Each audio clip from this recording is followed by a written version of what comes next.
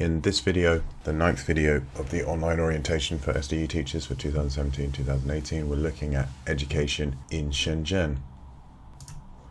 So we're going to start this video by having a look at the brief history of Shenzhen and education here, then use that as a platform to understanding the provision of foreign teachers in Shenzhen and how that works, what potential there is for development in the market in Shenzhen, and then focus on the experience of teaching in a Chinese school and things that are good to know to prepare you for that experience. First of all, the history. So back in the 1970s, Shenzhen didn't really exist. It was a place called Bao'an County. So if you're in Bao'an, then you'll know that Bao'an is really the sort of starting point for Shenzhen. And this was just a small county with a few villages with a population of about 30,000 people.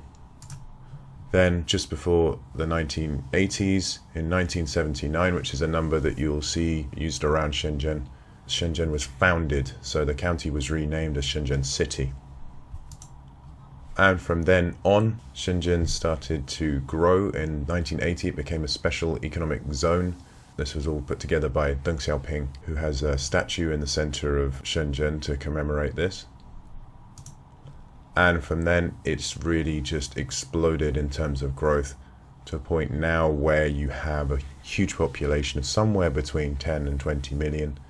The reason that people are unsure about the population in Shenzhen is that quite a lot of people come here from outside of Shenzhen, and unlike foreigners, they won't necessarily go to the police station to register. So a lot of the official estimates are based on people who were born in Shenzhen and are properly registered in Shenzhen, rather than the total number of people who may have moved here from other provinces and other cities and aren't officially registered. Okay, so how does the provision of foreign teachers in Shenzhen work? So we'll look at 4 aspects of this. What is SDE's role in providing teachers in Shenzhen? What do public schools in Shenzhen look like? What do they cover? Private schools, what do they cover? What are the differences from those to training centers? What do we mean when we use these terms? So, what is SDE's role in providing teachers? So schools want foreign teachers, but they may find it difficult to handle their employment. So there are many aspects of employing a foreign teacher that are a challenge to a Chinese school, partly for cultural reasons and partly for language barriers. So recruitment in and of itself is quite a complicated and challenging process to go through, and if every single school had to set up its own recruitment team to try to find teachers, that would be challenging.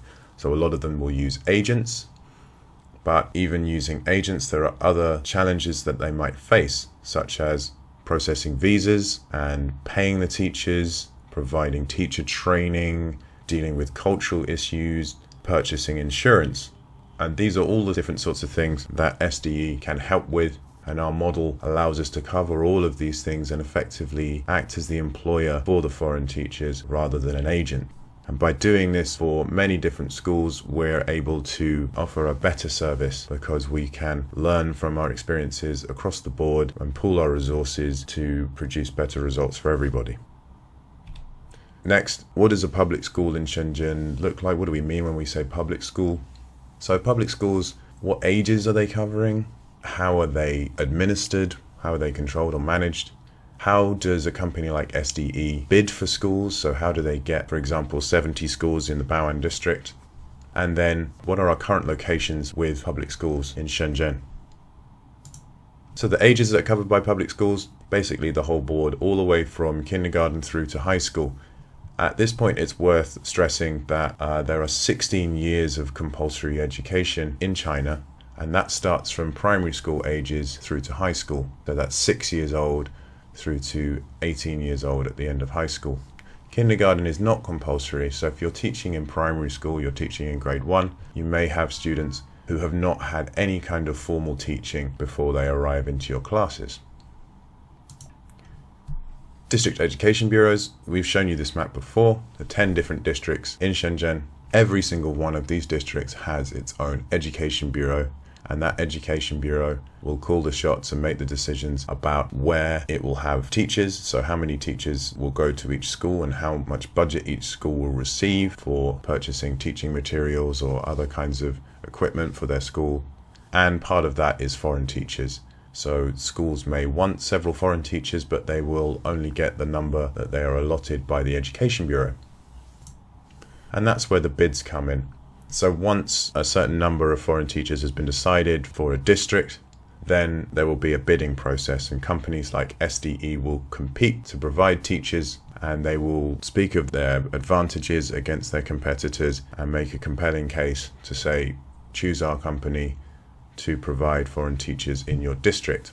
An example of this is SDE winning the bid in Bao'an. There are actually 160 teaching positions that will be filled in public schools under the Bao'an Education Bureau this year.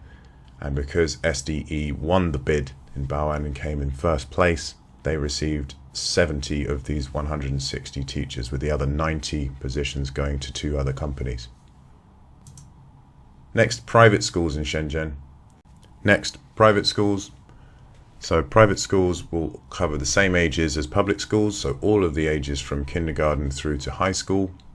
Usually operate a similar timetable to public schools, so starting in the morning, finishing around 5:30. Many of the kindergartens in Shenzhen are private because, as I said before, kindergarten is not a compulsory element of public education. And SDE has private school positions dotted all over Shenzhen, so we will often sign individual contracts with individual schools as opposed to signing contracts with a large group of public schools. That's a slightly different model in that respect. And as a result of that, if you're working with a private school, the expectations and the way that you cooperate with the school and work with them may be slightly different from what you'd see in a public school. Training centers, well, these are also privately run companies, but they're different from private schools. The difference is in when they actually go to work. So often these will operate in the afternoons, evenings, and weekends, because they're trying to appeal to parents and to students who go to school during the day. So these will be about supplementing the education of the students that they're receiving at school. And to do that, they need to target a time when the students are available. We have been working with several training center clients over the last year or so and are always looking to expand our provision with them. And once again, because they're not operating in the same way as public schools, the expectations at these schools will be slightly different. They're quite likely to have their own sets of materials and their own teaching style, and perhaps focus on particular skills like reading or writing in a way that a public school might not. So, third section of this video, potential for development for education in Shenzhen. This next section we're going to look at potential for development. International education in Shenzhen is a growth area.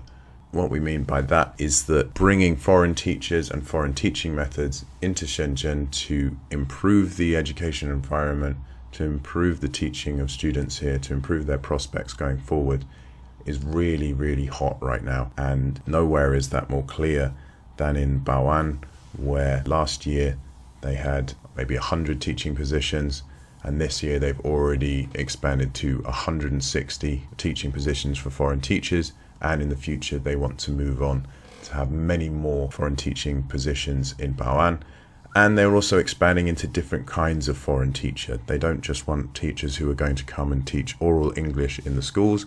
They want teachers to teach things like science and maths and PE and languages like Spanish. So if you have interests in other subjects, or you're looking to develop your teaching skills into other subjects, you can talk to us about the possibilities of doing that. And Bao'an is really the standard bearer for the internationalization of education in Shenzhen. Education bureaus are investing money, so Bao'an Education Bureau is really the driving force behind this, looking to expand those opportunities in Bao'an for their students, for their schools. And I've had conversations with members of the Education Bureau who've made it quite clear that when a school shows a clear drive and interest and a clear and effective plan for how to bring more international influence into the education at their school, then they will receive more funds from the Education Bureau, and they'll be able to employ more foreign teachers and potentially bring in subject teachers and even senior subject teachers and vice principals who are foreigners. Part of the dynamic here is that the public school system really wants to compete with the private schools. So in certain parts of Shenzhen, the private schools are doing better than the public schools, and most education bureaus will not want to tolerate this. They want to make sure that the publicly run, publicly funded, publicly organized education system is the best that is available for the students. Training centers at the same time and private schools are looking to expand to tap into this market as well. So whilst parents and education bureaus will always be focusing on the importance of education, there's still time left in the day, in the afternoons and the evenings, after school and on the weekends, when students can be studying and can be learning more, and training centers are looking to tap into that. So there'll also be opportunities outside of normal teaching hours for companies that work with SDE, and that means more opportunities for SDE as well. In this fourth section, we're going to be looking at teaching in a Chinese school. Hopefully in this part of the video, we can highlight some of the differences and the things to be wary of when you go to your schools, so that everything doesn't seem quite so bewildering and different when you get there. First, what are the different types of school and what are some interesting differences or features of these types of school in China? Then the differences between education in China and the West. Then we'll look at expectations. So what sort of expectations will you get from your students, from the teachers, from the school in general, and maybe parents? And then finally, looking at an area that will be of some concern to some people, which is discipline and dealing with students that have learning disabilities. So a quick explanation of what the different types of schools are and what the ages and grades you're going to expect to see in these schools will be. Kindergarten starts around about age 3 to 6. Some kindergartens will go earlier, with sort of 2–2.5-year-olds. There are both public and private kindergartens that SDE will be providing teachers for. Most of our kindergarten positions will be private schools. Primary, starting from age 6 to 12, that's covering all 6 grades from 1 to 6. And then most of our primary school positions will be public school positions. Middle school, grades 7 to 9 or junior 1 to 3, that's age 12 to 7. And again, most of our middle school positions will be public school positions. Next is high school, covering ages 15 to 18, and it's either 10 to 12, or you can say senior 1, 2, and 3. You'll hear both of these ways of describing the grades at high school. We don't currently have any private high schools with SDE, but that could change at any moment, I'm sure. So let's look at each of these different types of school in a bit more detail. Kindergarten, you'd expect to see somewhere between 20 and 30 students. Quite a lot of kindergartens will have up to 30 students in each class. And you'd expect, with such a large class size of little children who are easily distracted and want to go to the toilet or might burst into tears unexpectedly, you're going to have teaching assistants helping you there. You're going to have 1 or 2 people in the class with you who can speak Chinese, who can take the students to one side. There are also some kindergartens in Shenzhen that operate a Montessori teaching system.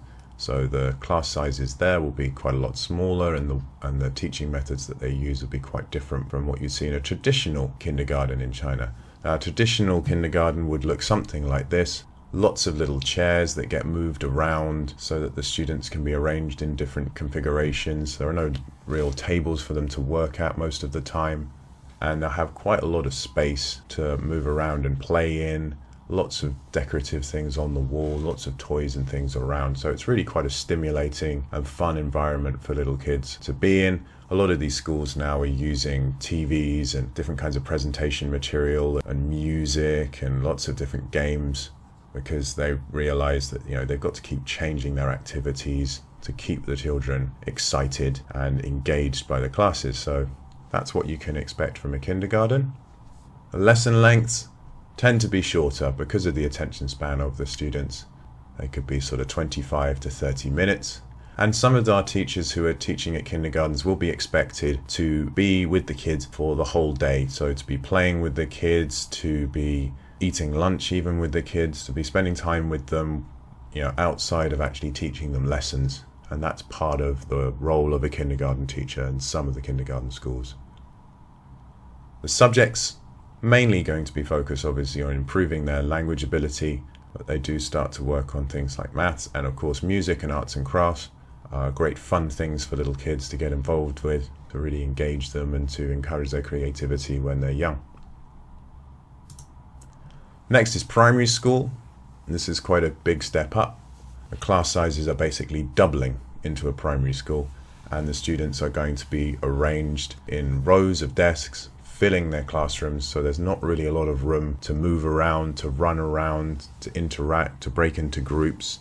So it's really quite a shocking change from the flexible environment that you have in a kindergarten. And that's going to be a challenge for teaching, so be aware of that. You're going to have limited space in the classroom and you're going to have a lot of students. I would say that most primary school classes actually tend to have anywhere from about 46 or 48 students all the way up to 60 students. The lesson lengths are going to be longer, and that's going to test the attention spans of the students. So that's worth taking into account when you're planning your lessons. You need to be considering how long your class can concentrate on something. So grade ones, probably changing your activities every few minutes, whereas when you get up to the sort of grades 5 and 6s who are sort of a bit more mature and they've sort of developed a greater interest in what's going on in the world and more complicated ways of thinking, they might be able to spend a little bit more time concentrating on more complicated subjects in your class. And that's really a big point to make about primary school. The youngest kids you're going to have there are 6 and the oldest are 12, and that's a huge difference. You know, you'll see these students grow up if you spend a couple of years at a primary school, and you'll be amazed at the change in their height and their size while they're there. You take the smallest student in a primary school and put them next to the biggest student, it will really look quite dramatic. So you can have a lot of different experiences teaching at primary school, right from the grade ones who are almost like kindergarten students who are just there to have a lot of fun. They're very bubbly, very energetic, very enthusiastic, up to the grade sixes who, you know, a bit more serious, but still kind of open to the world and starting to realize their excitement for the world and starting to understand it and open their minds, really enjoy that. So it can be a really stimulating environment to work in. The subjects taught at a primary school: Chinese and English, again, core subjects to be taught. Maths is going to be coming in as a very important subject. And of course, PE, art and music to sort of stimulate the students and get them exercising and get them creating. And then you'll see some more serious subjects like history and science coming in to sort of encourage detailed thinking of the older students in primary school. As we move into middle school, you'll see similar sizes of classes, and this sort of re-emphasizes what I was saying about the primary school here. If you look at this picture, you've got rows of desks and quite a limited amount of space in the classroom. If you wanted to do some sort of group work, if you wanted to rearrange the classroom to do a sort of more communicative task, or to have the desks in a semicircle, there really isn't the space to do that sort of thing that you might have been taught in your TEFL courses. And typically you're going to see class sizes from anywhere in the low to mid 40s up to the mid to high 50s. Lesson lengths will tend to be a little bit longer here, maybe 45 minutes. And it's worth pointing out in a middle school that classes like Chinese, English and Maths, well, specifically Chinese, English and Maths, these are the core subjects. These are the subjects that will receive the most attention, and they'll each get around about 8 periods a week. And then these other subjects will get fewer periods, maybe 4 for geography, history and sciences, and PE maybe 1 or 2, and art and music maybe just 1. So that shows you the skills that they're focusing on in middle school that they think are most important. Now, middle school is a time of great pressure for students because your performance in middle school will affect what high school you go into. And there's something that's called the Zhongkao, which effectively translates as middle exam, which is the exam at the end of middle school. So in the final year of middle school, students will have to take an exam, and this will affect what high school they go into. So you can think of this as a high school entrance exam. It's really a big deal for middle school students. And if you work at a middle school, you might see your students come in grade 7 in the first year of middle school, and they're kind of enthusiastic and they've still got that joy from primary school. But at some point during that first year, in middle school, you will see their attitudes change as they realize, okay, it's time to get my game face on. The next few years are going to be really important. My parents are putting pressure on me. My school is putting pressure on me. My teacher's putting pressure on me. I've got to do really well in my high school entrance exam so I can go to the best possible high school in Shenzhen. And if I go to the best possible high school in Shenzhen, then I've got the best chance to go to the best possible university later on. And we'll come to that again when we talk about high schools. So high schools, class sizes are going to be bigger again. I worked in a high school in the north of China with over 60 students in every single class. Lesson lengths similar to middle school. And then the students will, at some point during their first year, will be streamed according to their test scores. So if they are stronger on the arts side of things, or particularly weak in sciences and maths, then they would focus on politics, history and geography. And if they have a greater strength for science or maths, then they would come over here and they would do sciences and maths during their time at high school. The subjects that they will do regardless will be English and Chinese, so these stay as core subjects for students at high school. Now, just now I mentioned the high school entrance exam that students will take at middle school. There's also a university entrance exam, which is called the Gaokao, that roughly approximates to high exam. And this is the exam that students will take at the end of high school, and that will influence what university they can go to. So it used to be that all of the pressure would come in on this exam, and students would work incredibly hard for this exam to make sure they went to the best possible university, and that's still the case. And you can see this picture here. Well, I think it's actually part of a video from 2009 where students have just finished doing all of their revision for their exams. I don't think they've finished their exams per se, and before they start their exams they will enter into this tradition of tearing up all of their textbooks. I think that's since been banned in certain places, possibly all over China. Anyway, this really demonstrates that the students are really thrilled when they get to the end of exams, because there's been huge pressure on them for all of that time.